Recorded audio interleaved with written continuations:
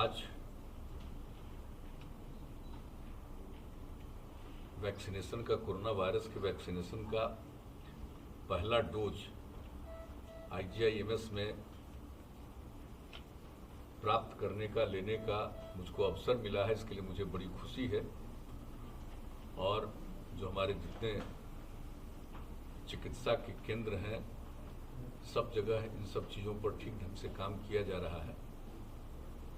और IGI-MS से तो विशेष हमारा लगाव रहा है। और पहली बार भी जब टीकाकरण का काम शुरू किया गया था तो यहीं आकर के पहले दिन ही हम लोगों ने यहाँ पर आकर के लोगों के बीच में बातचीत भी की थी।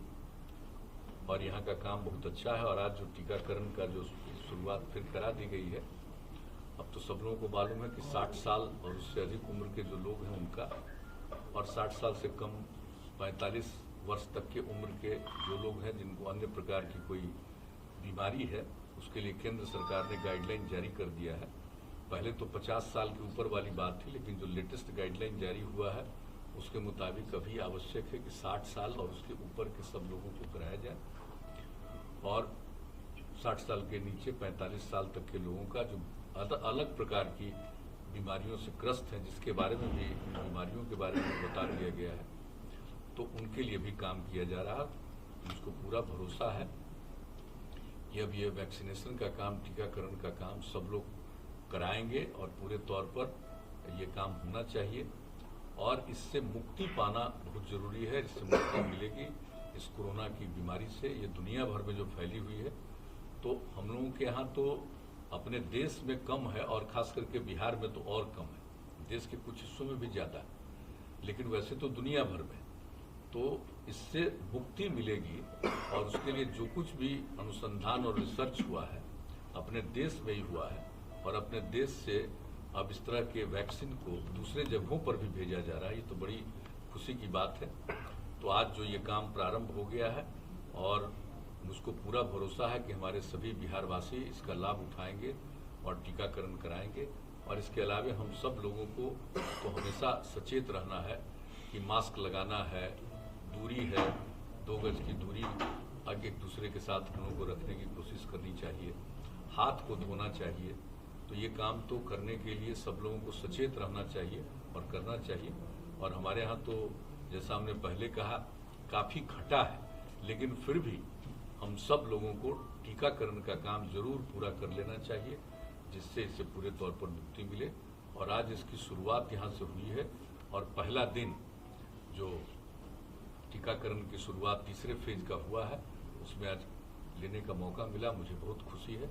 और मुझको पूरा भरोसा है कि पूरे बिहार में, और ख़ास करके जो हमारे अब जैसे MLA और MLC हैं, उनके लिए भी जो बात हो गई है, पहले ये बात हो रही थी कि वहीं पर कराया जाएगा, लेकिन हम लोगों ने बात किया कि जो भी टीकाकरण कराएंगे उनको तो 30 मिनट तक बैठना है, और डॉक्टर्स को सचेत रहना है कि उनको किसी भी प्रकार की कोई बीमारी न उभर करके सामने आए, उसको देखने के लिए कि कोई इन पर रिएक्शन नहीं हो रहा।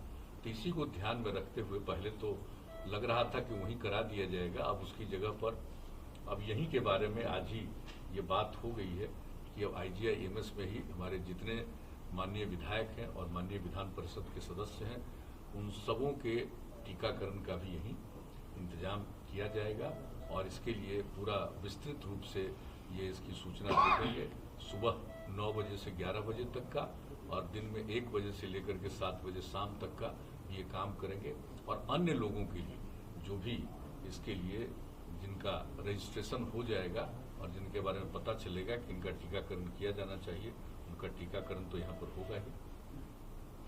और मैं पुनः कहूँगा कि मुझे आज बहुत अंदर से मुझे प्रसन्नता है कि इसकी शुरुआत हो गई है। अब हम लोगों को, सब लोगों को कराना चाहिए। बहुत बहुत धन्यवाद।